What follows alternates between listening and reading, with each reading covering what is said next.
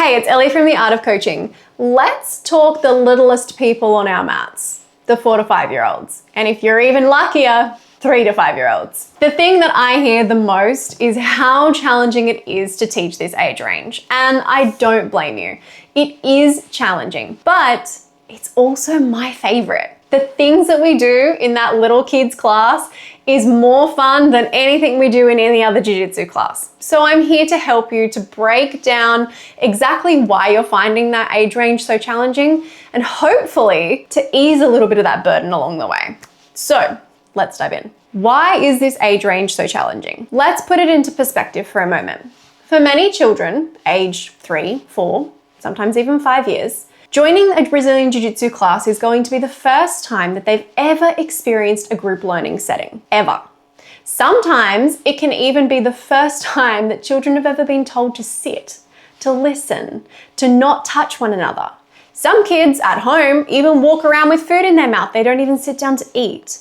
So then all of a sudden, we're giving them these expectations of sitting down and using their listening ears and crossing their legs, and then we feel a little bit frustrated when they don't know how to do that. They roll around on the floor, they run around in circles, and then we're stuck in a position where we don't want to yell at them, but also we really don't know what to do with them. Let's first of all remove some of this pressure. By knowing that kids probably haven't experienced a whole lot of group learning environments, they're not at school, they might attend kindy, they might go 1 or 2 days a week. If you're lucky, they go, a few times a week and actually understand how to sit and listen.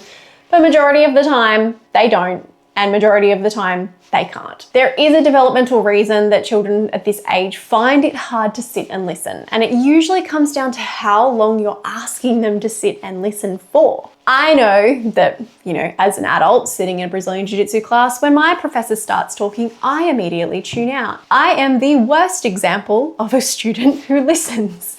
And then I'm stuck 2 minutes later asking my partner, what did he say and what should I be doing? And I'm 32 years old. So then I think back to being 4 and I think, well, there is no wonder they're not listening to me. I don't blame them. So as soon as I remove my understanding or my expectations of them being able to perform and sit and listen the exact same way that I would like them to sit and listen, I think it helps to remove a little bit of the pressure. So what should I expect? Let's break it down a little bit further. Developmentally, kids in this age range can probably sit for 2 to 3 times their age. Now, that actually sounds like a lot if we're talking 4-year-olds, but realistically, they are not going to sit for 2 to 3 times their age. They're not going to sit for 12 to 15 minutes. They're not going to be able to do that because they can barely sit for 1 minute. So what we mean by they're able to sit and focus on one particular topic for 2 to 3 times their age is actually relating to the topic itself. So your jiu-jitsu classes that run for 1 hour, you are going to have a hard time getting them to listen for that long. My 4 to 5-year-olds class is half an hour, and usually after about 20 minutes, it's pretty much me just trying to drag it through for the next 10 minutes. And that's okay, because this is where they're at with their actual ability to sit and to learn. But we can make this a little bit easier with a few tips and tricks to help your classes to flow better and you feeling a whole lot less stressed. So let's talk expectations a little bit more here. What are you expecting from these kids? What would you like them to be able to do? Because I think when we consider Brazilian Jiu-Jitsu as the skill that we're trying to teach, we obviously want them to be able to learn the skill, right? That's why parents bring their kids to class. They want them to learn Brazilian Jiu-Jitsu. Not necessarily true. At this age range, most parents are just looking for something that helps their kids getting engaged, building friendships, and again, learning how to sit, how to listen, how to ask questions. These are things that parents really value in this age range because it's something new for them. We're not at big school, they're not understanding things that are harder for them just yet. So a lot of the time, we need to throw our jiu-jitsu expectations pretty much out the window. So what does this mean for your classes? If you're teaching a young kids, 4 to 5-year-old classes, I'm going to say it very nicely, your techniques, your drills are not going to work here. This is the age range where we need to be using the most games. But games are going to look a little bit different for this age range. Again, because of their developmental needs. So when I develop my classes, I set it up that I do 1 to 2 Jiu-Jitsu based games. These are pure CLA games that are designed to emerge a Brazilian Jiu-Jitsu skill. After this, brain break time. They are designed to quite literally give the brain a break from the focus of attention. So if I've just spent 3 to 5 minutes focusing on one particular concept, maybe it's a closed guard dragon game that I'm playing, I then need to break this up with a more dynamic movement game. To be honest, I think I could put my kids on the mats and ask them to run for 30 minutes and they would just be happy doing that. So when I design my games, I also design my brain breaks. My brain breaks are those moments where kids are able to run, to jump, to explore their environment in a really fun way. But this is also the part that I need to make really clear. I don't fill my kids' jiu-jitsu classes with fluff. This may be a little bit controversial, but if you need to use fluff in order to fill your jiu-jitsu class, I don't think it's as effective as it could possibly be. Your brain break games can still and should still be designed around developing some kind of Brazilian Jiu-Jitsu skill. So whether it's balance, whether it's timing, whether it's developing strength, anything like that can be used as a brain break game. So rather than getting them to just run around in circles or doing some kind of bull rush game, I actually get them to do things like tug of war. Sounds like it's just a fluff game, right? But tug of war develops hand strength. It encourages them to keep their balance, to not put their feet together, because when their feet together, they're going to fall. It encourages them to pull. It encourages teamwork. I encourage them to talk to each other about what they're doing. Like, let's go team, talk to your team, support your team. That's those moments where 1, they're having so much fun, but 2, I'm still developing something that is useful to Jiu-Jitsu. If I don't have a game that is directly related to some sort of Jiu-Jitsu skill, I like to incorporate things that help them with life or learning. For example, we play games that are associated with recognizing colors, recognizing numbers, recognizing patterns of behavior.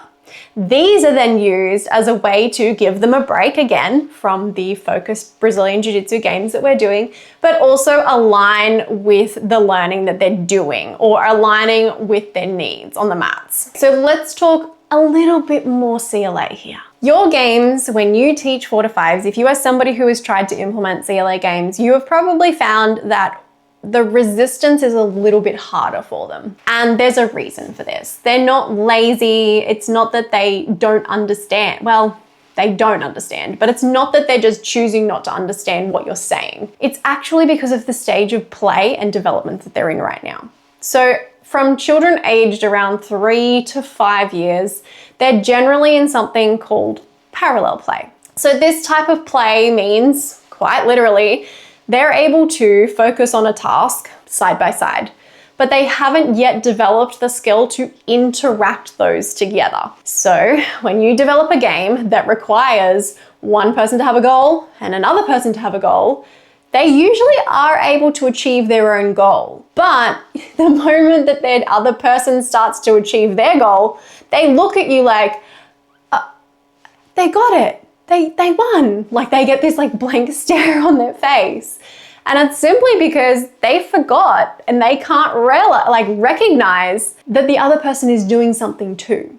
And this is where it becomes very hard to develop Jiu-Jitsu games, and particularly CLA games for this age range, that are actually going to look the way that we think that they should look when we talk about CLA. Because essentially we're looking for resistance against an opposing partner. But for kids at this age, resistance looks different. They're not yet at the point where they realize that they can do things to their partner and that their partner can do things to them. We call this cooperative play. At this stage, it's kind of like, okay, I'm gonna keep my legs in front. I'm keeping my legs in front. I'm doing so well keeping my legs in front. And then their partner's like, I'm getting chest to chest. I'm gonna get it. I'm gonna get it. And they get chest to chest, but the person on the bottom is kind of like, oh my God, there's someone doing something to me. They don't realize that actually their partner has a goal as well. And that's okay. It seems a little egocentric, and that's why sometimes when we talk about small children, we talk about them having egos. I mean, don't we all? But this is what they mean. The whole universe revolves around them at this age. And it does. They don't realize that things are happening outside of their bodies, that somebody else can do something to them, that somebody else is going to try and get their chest on the chest. And when it happens and they lay there like a dead fish, it's okay. It happens. So then I like to incorporate my games in a simple way. Usually my games mean one person has a specific goal or a specific way that I want them to win, and the other person is just trying to stop them from doing it. I don't give them an attacking goal. I always just give them a defending goal. This may seem a little counterintuitive, but I promise it means that the person is able to actually develop some skill here at the same time as having fun and the game's not falling apart. They don't then start to run in circles because they are actively engaged in the activity, because it's not challenging beyond their capabilities. This is something that I hear a lot of, is that this age range is difficult to manage in terms of keeping them quiet, keeping them still, and keeping them engaged. If you're having trouble keeping your kids engaged in a game, end the game. Maybe it's going too long. They're going to give you the indicator. If they've lost their focus after 2 to 3 minutes, 2 to 3 minutes is massive. I think some of my games run for like 2 minutes. But if they've lost their focus in the game, that's okay. They're telling you that the game is over, that they've lost their interest. If you can guide them back, try that first. I always do try to encourage them to come back. But when I do, I'll give them a number of how many times I want them to do it, keeping in mind that kids of this age really only know numbers up to 10, if we're lucky. So then I'll be like, okay, we're gonna do it 3 more times. Ready? Let's try 3 more times. 2 more times now. Oh, this is the last one. When you finish this one, we're gonna call time. So this way I'm giving them a bit of a countdown and also giving them a realistic timeline of how long they're gonna be having to do something for. I've seen people use things like time. I think time is effective. So say only doing it for 10 seconds and switch, 20 seconds or switch. But sometimes time is hard for them to grasp the concept of. Something that is 20 seconds, they don't know what 20 seconds means yet. So that's why I find doing the game 2 or 3 times, they can count that. They know 3, they know 2, no, they know 1. And this helps a little bit more. So if keeping them engaged is challenging, I encourage you to, 1, think about your expectation in the game, simplify your game, and create shorter expectations or shorter rounds, whether it's 3 reps, I say reps, but you know what I mean. 3 goes at the game, whether it's 20 to 30 seconds, you could try this. And if they're indicating to you that they've had enough, they've probably had enough. Some days you're gonna walk into your room and you're gonna have the best class. They're all gonna listen, they're gonna line up, they're gonna do everything that you ask. And some days, whether it's windy, whether it's rainy, whether it's a full moon, if you know, you know, it becomes a little bit crazy. And in those moments, it's okay as well. We just have to adapt. And I think this is the part that we get a little bit stuck on as coaches.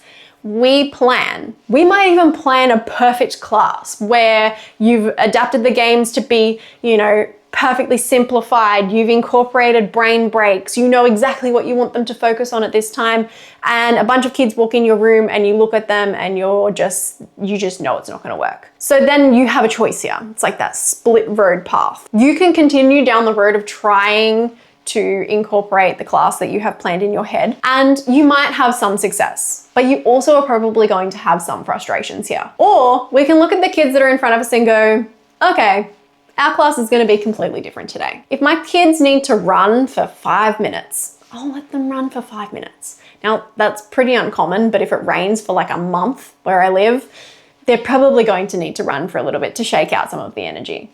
And that's okay. But I also clearly communicate this in a very strategic way to my children so that the parents can hear. If I know that I need them to run, I'll talk it out loud. Hey guys, you have a lot of energy today. You got a lot of beans. It's going to be pretty hard for us to sit and listen if we've got so many beans and jumping around. So I think we might need to burn some energy. What do you think? And they'll be like, yeah, I need to run. I'll be like, okay, let's play this particular running game. I'll incorporate some kind of running game here. But when I verbalize it and I communicate it to them, I know parents can hear me. So then parents know why I'm doing something. It's a little bit sneaky, but it also does help them to understand why I'm letting kids just go for a bit of a run or playing a big movement game rather than just focusing on the jiu-jitsu skill. At the end of the day, Kids need to come to Jiu-Jitsu to have fun. At the age of 3, at the age of 4, at the age of 5, if they can learn the concept of balance, if they can, talk to their friends and be respectful of their partner, if they can sit with their legs crossed, if they can listen and ask questions with their hand up, that to me is foundations of the rest of their life and foundations of the rest of their jiu-jitsu journey. At this age, jiu-jitsu is not going to look like jiu-jitsu. And as long as you're setting very clear expectations around what this actually is going to look like, you should be able to remove some of the pressure from yourself. It shouldn't be the hardest class. It should be the most fun class that you get to do. This is the one where you get to incorporate storytelling in a level of craziness that you can't in any other class. You can do your dragons, your dungeons, your Mario Karts, your zombies, your Paw Patrol, your whatever you want. And kids are going to love it. We came up with a crazy game of Toy Story the other week, based purely on sprawls and breakfalls. Kids loved it. They still learnt jiu-jitsu skills, but it was framed as, quick, Andy's coming. And then they all had to sprawl down onto the floor. But you can see they're still learning something. They're using their listening ears. They have to know how to listen. But I framed it in a way that is super fun, super relatable, and really a lot less pressure for me. So now that you understand a little bit more about this age range and their developmental capabilities, and also how you understand UCLA and games are used and how this does look different from the other age ranges, I want to encourage you and I want to allow you to have fun with it. Remove the pressure from yourself of how a kid's class should look. I want to encourage you to let them have fun, to let them learn skills that are not even necessarily jiu-jitsu based. Because if that child at 4 can sit and listen, when they get to that next age range class, they're going to be able to take in so many more jiu-jitsu techniques and skills. But we've got to get them there first. Build kids classes where the kids are at, not where we think kids should be at. And if you like this video, I'm going to leave a link here, one side, maybe the other side, for the next one that I think is really going to help you out in understanding kids Brazilian Jiu-Jitsu.